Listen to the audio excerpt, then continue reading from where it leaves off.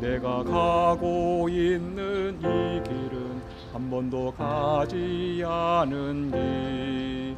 오늘 하루하루 순간도 다시는 오지 않을 시간. 우리를 살리시는 그 사랑 주님의 빛을 따라서 오늘도 우린 걸어가네 생명의 길을. 네, 오늘 말씀은 권세의 시각차이라는 제목으로 말씀을 증거하겠습니다. 본문 말씀은 마태복음 20장 25절로 28절까지의 말씀입니다.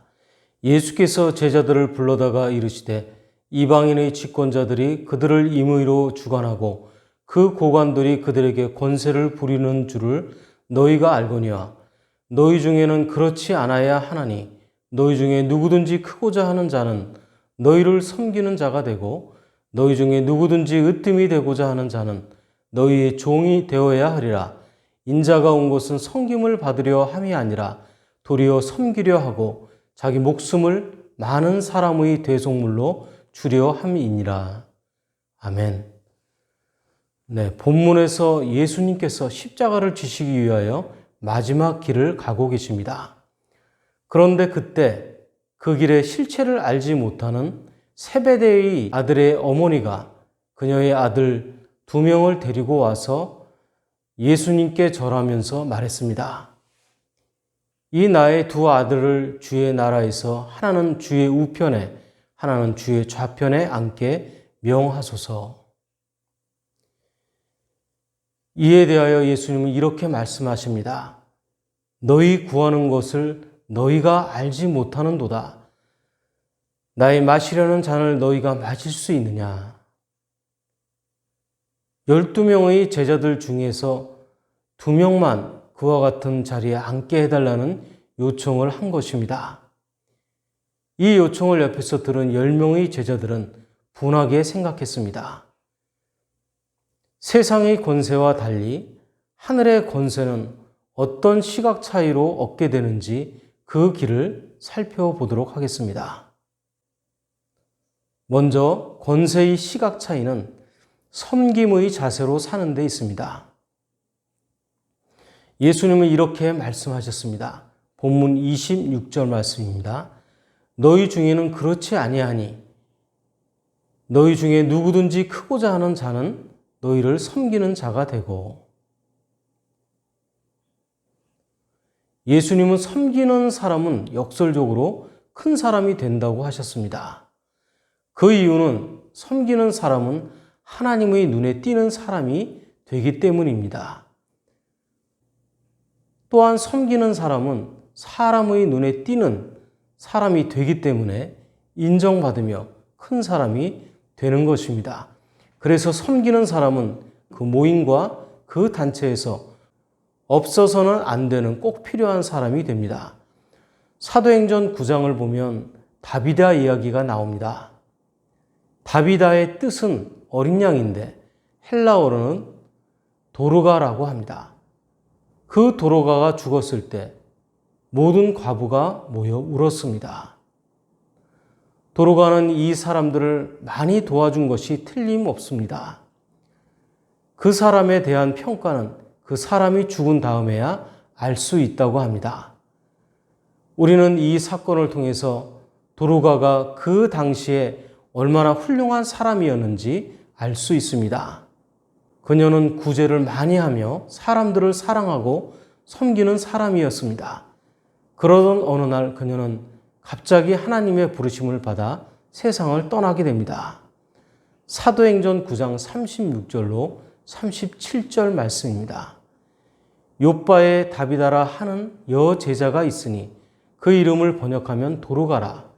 선행과 구제하는 일이 심히 많더니 그때에 병들어 죽음에 시체를 씻어 다락에 누이니라.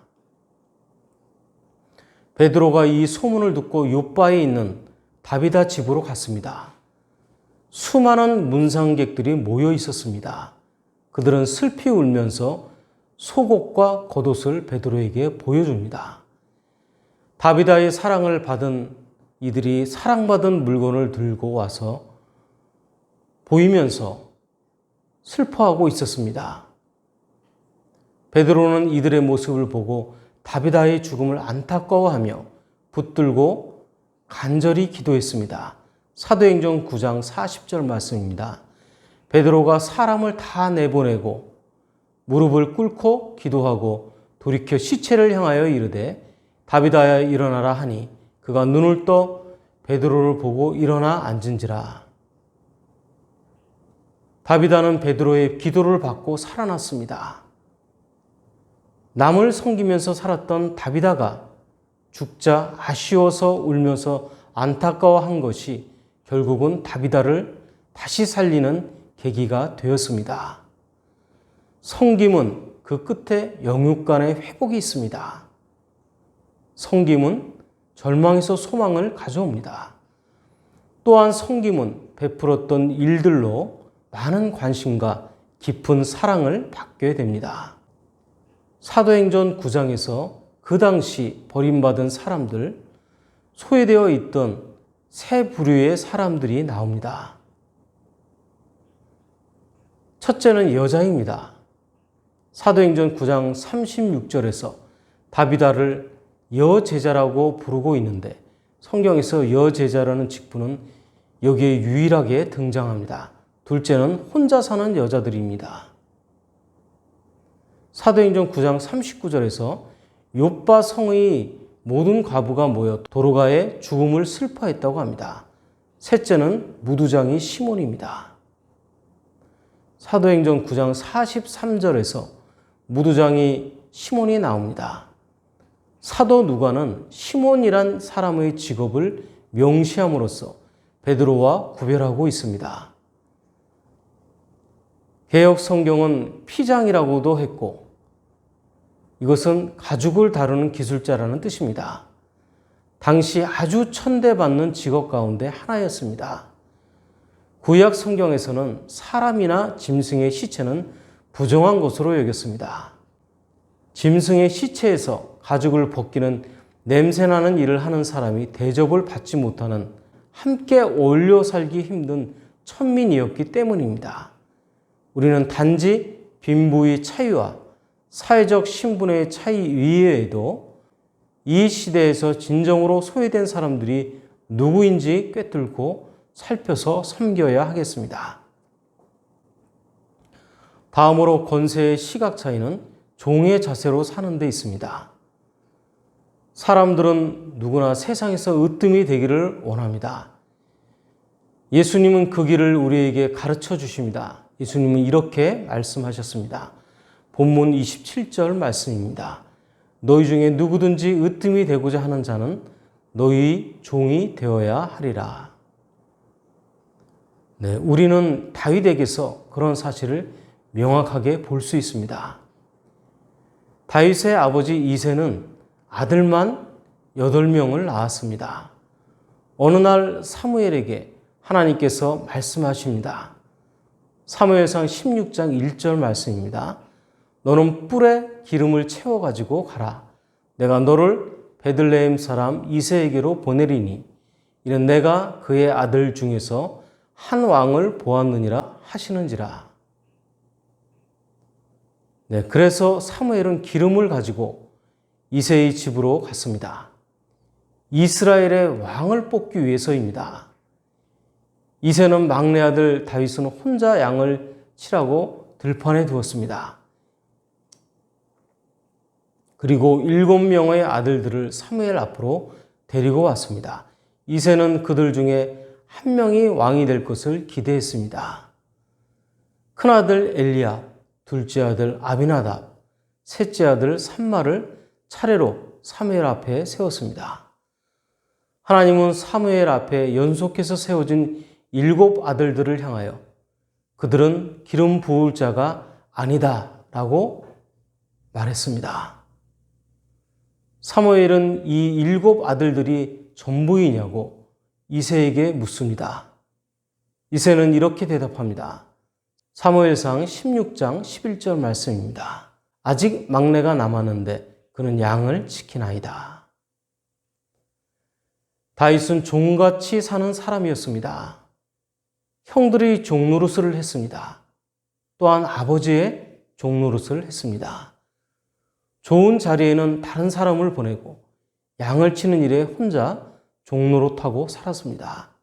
그런데 하나님은 다윗을 왕으로 임명하라고 사무엘에게 말씀하십니다. 종노릇하는 다윗이 왕이 되었습니다. 이렇게 크고 으뜸이 되고자 하는 자는 종의 자세로 살면 되는 것입니다. 미드라 씨는 이런 말을 전하고 있습니다. 다윗은 양을 칠 때 남다른 데가 있었습니다. 양을 세 종류로 분류했습니다. 병든 양, 어린 양, 그리고 건강한 양입니다. 풀을 보고 갓 피어난 연한 풀이면 병든 양들을 끌어다 먹였습니다. 그리고 보통 풀은 연약한 양들에게 뜯게 했습니다. 그리고 억센 풀은 건강한 양들이 먹게 했습니다. 이런 모습을 하나님이 보시고 말씀하셨습니다. 다윗아, 내가 내 아버지 양을 그렇게 잘 기르는 것을 보니 너에게 내 양 이스라엘 백성을 맡기면 잘 돌볼 것 같구나. 내가 왕이 되거라. 하나님은 종이 되어 성실하게 섬기는 사람을 크고 으뜸이 되게 하십니다. 종의 신분은 시간도 몸도 마음도 다 주인을 위하여 쓰는 사람이 바로 종입니다. 교회에서도 종의 자세로 살려고 하는 사람은 인정받고 크게 쓰임받는 사람이 됩니다. 종이 되면 크고 으뜸이 되는 것입니다. 마지막으로 권세의 시각 차이는 대속물의 자세로 사는 데 있습니다. 예수님은 이렇게 말씀했습니다. 본문 28절 말씀입니다. 인자가 온 곳은 섬김을 받으려 함이 아니라 도리어 섬기려 하고 자기의 목숨을 많은 사람의 대속물로 주려 함이니라. 예수님은 자기 목숨을 우리를 위하여 대속물로 드리기 위하여 오신 분이십니다. 대속물은 구약 성경의 소와 양과 염소 그리고 비둘기 같은 제물을 말합니다. 대속물이란 헬라어로 리트론이라고 합니다. 이는 해방하다, 결박에서 풀다는 뜻을 갖고 있습니다. 죄의 값은 사망입니다. 죄는 죄로 말미암아 죽어야 합니다. 그러나 대속물은 짐승을 대신 죽임으로 살아나게 됩니다. 대신 죽이는 동물을 대속물이라고 했습니다. 그런데 예수님이 이 땅에 오신 것은 자신 스스로 대속물로 오셨다고 말씀하고 있습니다. 예수님은 최고로 높으시고 거룩하시며 가장 뛰어난 지혜를 가지신 분이십니다. 그럼에도 불구하고 예수님께서 죄인을 살리기 위하여 기득권을 다 버리시고 이 땅에 오셔서 십자가를 지시고 우리의 죄를 대신하여 죽으셨습니다. 이제 그리스도인들은 예수님처럼 그리스도의 제자들의 신분에 맞는 그리스도를 본받는 삶을 살아야 합니다. 그것은 기득권을 가지고 있는 사람들은 그렇지 못한 사람들을 해방시키며 결박에서 풀어주는 것입니다. 그래서 자신이 처한 비교 우위의 지위와 자리에서 낮은 자를 향한 관용과 자비를 베풀어야 하는 것입니다. 프랑스와 영국의 100년 전쟁 때 칼레시는 끝까지 영국에 저항하다가 구원군이 오지 않아 항복하게 됩니다. 이 상황에 대해서 영국 왕 에드워드 3세는 누군가는 그 저항에 책임을 져야 한다며 6명의 칼레 시민을 처형시킬 것을 요구했습니다. 그때 칼레 시민 7명이 희생을 자처하고 나섰습니다. 다음 날 아침 6명이 처형장에 모였을 때 웨스타슈드라는 7명 중에 한 사람이 보이지 않았습니다. 이유는 처형을 자원한 7명 가운데 한 사람이라도 살아남으면 순교자들의 사기가 떨어질 것을 우려한 웨스타슈드는 자기 집에서 먼저 죽음을 택했기 때문입니다. 이에 영국 왕비가 크게 감동하여 에드워드 3세에게 칼레 시민에게 자비를 베풀어 줄 것을 애원하였고, 왕은 왕비의 소원을 받아들여 처형을 취소하게 됩니다. 그 사건 이후 칼레는 노블레스 오블리주, 즉 귀족의 의무라는 단어의 상징으로 등장했으며, 몇백 년이 지난 후 칼레 씨의 요청으로 로댕이 칼레의 시민을 조각하게 되었습니다. 사회적 위기나 사회적 약자 앞에서 희생과 나눔의 삶은 던져버리고 자신의 안전만 지키려 하는 사람들을 부끄럽게 만드는 이야기입니다. 기득권을 누리며 권리만 주장할 뿐 의무와 책임을 감당하지 않는 사람들을 고개 들지 못하게 하는 이야기입니다. 노블레스 오블리주는 라틴어의 노빌리티 오블리가테스에서 유래된 말로 귀족에게 요구되는 책임을 뜻합니다. 사회 지도층이나 사회적 명성이 있는 사람들은 그 자리와 위치에 맞는 행동을 하여 이에 따른 명예를 지킬 수 있어야 한다는 의미입니다. 마태복음 18장 18절 말씀입니다. 진실로 너희에게 이르노니 무엇이든지 너희가 땅에서 매면 하늘에서도 매일 것이요 무엇이든지 땅에서 풀면 하늘에서도 풀리리라. 말씀을 정리합니다. 천국을 향하는 이 땅의 삶의 방식은 달라야 합니다. 권세를 누리려는 인간의 방식과 하나님이 원하시는 방식은 다르기 때문입니다. 권세의 시각 차이는 섬김의 자세로 사는 것입니다. 또한 권세의 시각 차이는 종의 자세로 사는 것입니다. 그리고 권세의 시각 차이는 대속물의 자세로 사는 것입니다. 우리는 언제든지 주님의 나라에 합당한 노블레스 오블리주를 실천하는 그리스도인이 되시기를 예수 그리스도 이름으로 축원합니다. 네, 오늘 말씀은 성부와 성자와 성령의 이름으로 말씀드렸습니다. 나는 주님의 제자, 낙심하지 않으며 절망 속에서도 실망하지 않으며